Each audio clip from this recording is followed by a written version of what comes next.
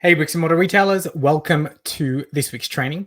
This week's training is called the Sale Max Workshop, the Ultimate Exit Plan. And this workshop is all about how to maximize the sale price of your bricks and mortar retail business. I know many of us aren't thinking about selling, or maybe you are, or aren't many. We haven't even got that on our horizon. And so I think it's still really important that we set up our business so that it's ready for sale, because that leads to a whole heap of operational efficiencies, not to mention better cash flow and better profit. But I'm jumping the gun. So that's what today's workshop is going to be about, training. As always, there is a worksheet associated with this. So if you want a copy, pop the word worksheet below and I will get it out to you. And if you want some help with the stuff, just send me a message and we can work on this and in your retail business. So let me bring up the worksheet. So here we go. So this is the Sale Max Ultimate Exit Plan workshop, like I mentioned. And so the main problem that many of us experience is that we're not even set up for sale. So when it comes to selling our business, or like I mentioned, even when we're running our business, we are so caught up in the day-to-day running of our bricks and mortar stores, and possibly nobody has taught us or told us what we need to do. And we're so caught up in the weeds. And what does that mean? So that basically means we are consequently, we don't have our affairs in order. Basically, we've got poor financial records.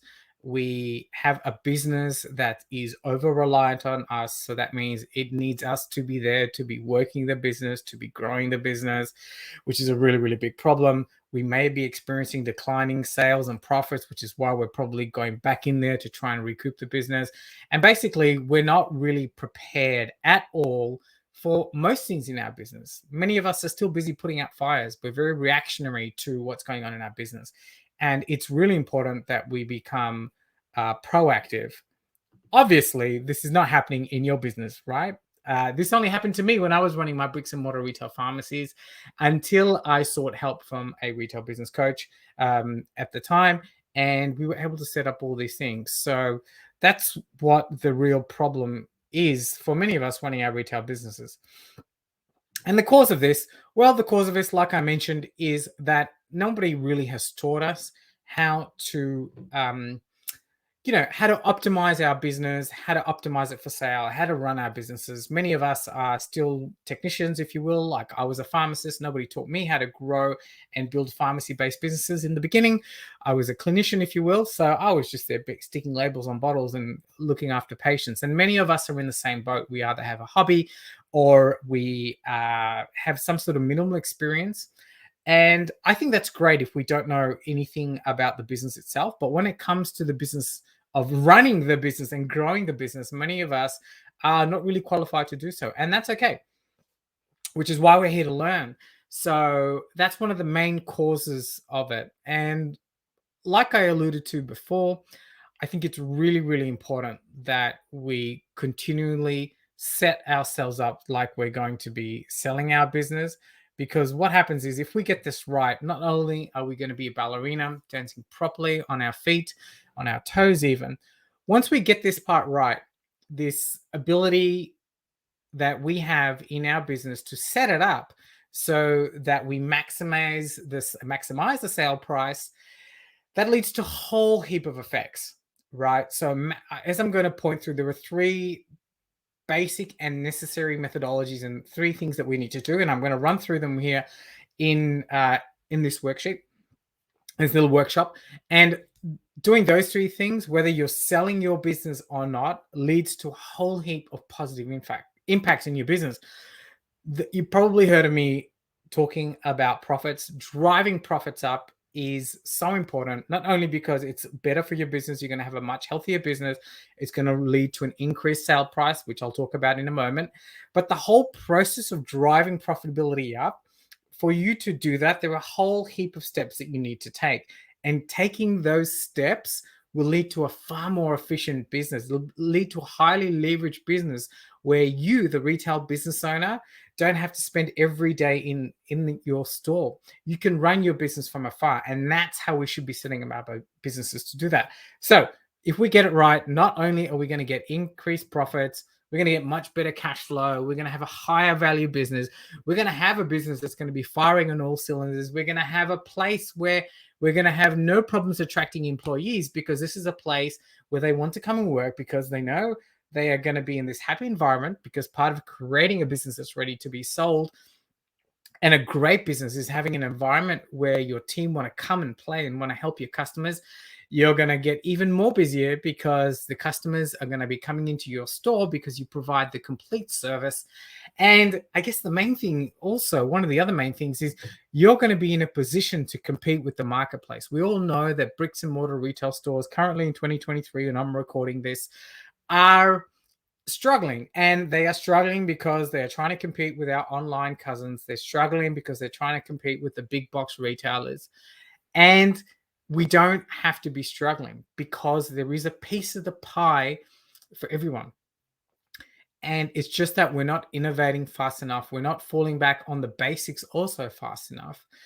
Retail is not dead. There is such an opportunity, such a great opportunity, I believe, in today's marketplace for really good bricks and mortar retailers to stand out. And standing out involves just doing the basic things that the great retailers have always done. And that's going to allow us to have a much better business, right? So if we get this right, there are going to be so many positive effects for us. It's just not going to be funny. All right, so let's launch into what we need to do. So this is the roadmap. Oh, what is she holding? This is the tourist map. Yeah, this is the map that was taught to me, and this is the map that I'm going to teach to you on what you need to do. Like I mentioned, if you want a copy of the worksheet, just pop the word worksheet below, and we will get it out to you. So the first thing that you need to do is understand what this term EBITDA is. So EBITDA is a financial term. You've probably seen it in financial reports for larger companies. And I will implore you to understand what it means for your business. EBITDA stands for earnings before interest and tax, depreciation, and amortization. So basically what this is, think of this as like the profit figure that it takes to, that your company, that your business, that your bricks and mortar store makes. And this is a figure that is something that business owners, investors use to compare different businesses, because it's a standard. So basically, what is the profit that is being made at the end of the reporting period for this particular business? And because this is a standardized figure, something that you can calculate across many businesses, sometimes easily, but usually you can. And your business is worth a multiple of your EBITDA. So your business is worth a multiple of your profit. Now, depending on your industry, there are different multiples that apply towards each industries. So if you want to save your business, it's really incumbent on you to drive your EBITDA up, because if you drive that up and you multiply that by the multiple, you're going to get a greater sale price. So that it's really simple as that. The whole process of increasing your EBITDA is increasing your profit, allows you and forces you to have a more efficient business, because everything that you will be doing will be to drive profit up. And not only will you drive profit up, that's why I always mention that even though you're not selling your business, running your business in training on how you might be selling it, like you want to sell it, is such a good idea. So there are so many ways that you can drive your profitability up, drive your EBITDA up. I've got a worksheet which I'll go through in here after this, but I just want to run through the top 3 things. So what you need to do is you need to be continually working on your EBITDA. So continually working on the profitability in your business. And I've spoken about strategies before. There are some strategies here that are going to be attached as well in the next one. So that's what you need to do. You need to start to work on strategies to continually increase your EBITDA or your profit in your business. The next thing is we need to remove personal expenses from our business. Hear me out. I used to do this. I used to pay for all my lifestyle expenses through the business. So cars, holidays, watches when I was silly back then. And many of us bricks and mortar retailers and many business owners do this as well. And look, you know, I can't blame you. There's cash flow coming through the business. We want to reward ourselves, and it's a great way to do it. And we might think it's a really good tax effective spend on our business because the accountant thinks so. But I just want to mention that once you start to take all of those expenses out, all of a sudden your profitability goes up. And when your profitability goes up, your EBITDA goes up, the value of your business goes up. When you start to take out all your personal expenses from the business, you then need to become a little bit smarter because all of a sudden you have got really less money to play with. And you know that you can't, obviously, you need to watch your discretionary spending, but you can still have those things. And eventually your profit goes up. I guess what I'm trying to say is make sure that you pay for your personal expenses from your drawings out of the business. So keep it really separate to the business. Yeah, it's a really hard pill to swallow. I get it. But just by doing that process, you're going to notice an increase in profitability in your company.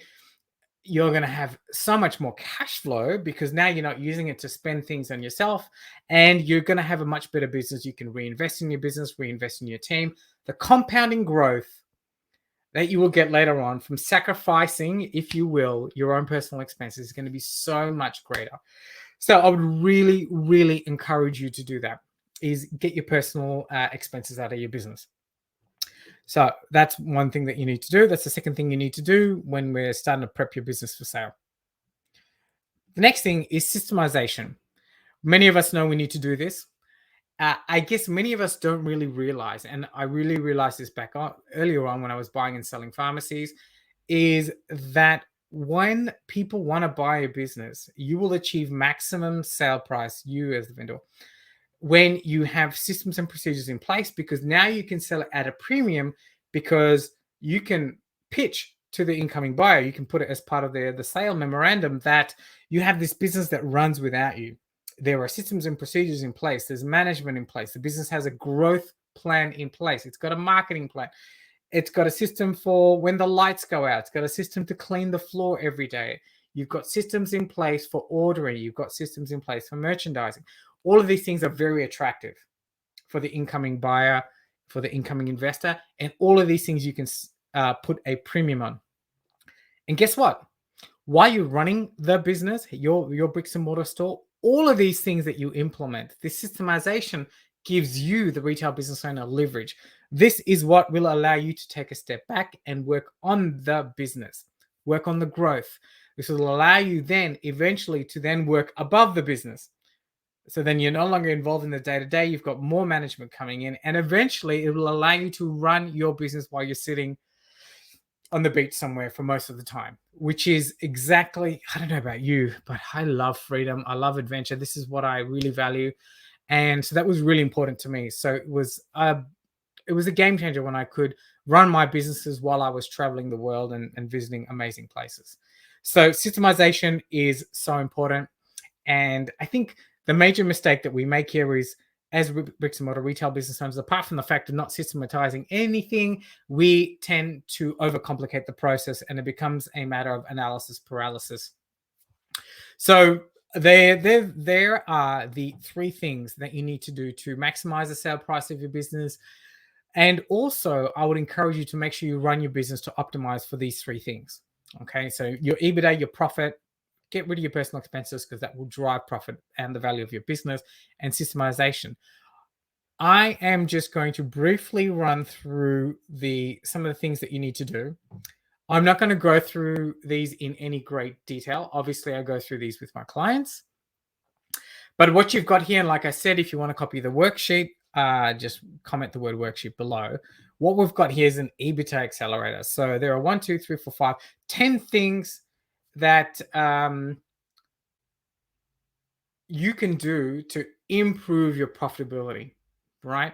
And 10 strategies, even if you just took one of those things and worked on that for this quarter, for the next 3-4 months, your profit will go up. So there are 10 strategies in there that you can use very, very easily. and they're very easy strategies. Obviously, implementation, if you want help with implementation, that's where you get a business coach like me to come along and help you. But there you have 10 ways that you can drive profitability up, drive your EBIT up in your store, and increase the value of your business. The next thing, the personal expenses limitator. This concept, when it was taught to me, really blew my mind. One, it blew my mind from the matter of resistance because I was so used to my retail business paying for my lifestyle expenses. But not only that, I found it very difficult in the beginning to start to implement such a strategy. Like, is it really just a matter of reducing, getting rid of my personal expenses out of the business? Well, yes, it can be, but also there's a little bit of a process. So I've created this personal expenses eliminator process. And basically, it's a 5-step guide on what you need to do to slowly get into that habit of removing personal expenses from the business, all for driving your profitability up, driving cash flow up in your business. And so I would encourage you to have a look at that. You can start to implement those things in your business, these strategies, and drive the value of your business up. And also make sure that you by doing these strategies, you're going to end up building a much leaner machine in your business. It's going to be far more efficient and far more cash flow rich and far more profit generating, right? So that's what you need to do. So that is the personal expenses eliminator. The next thing is systemization. This is another hard thing, like I spoke about before. I think it's just a matter of analysis paralysis. It can get very overwhelming. Where do you start in systematizing your business? What are the key things that you need to do? And so I would just argue you just need to start from somewhere. I think the biggest challenge that we have as bricks and mortar retailers is one, thinking that we're doing it right, creating the time, and really keeping up the momentum in systematizing the business, because it can get very challenging.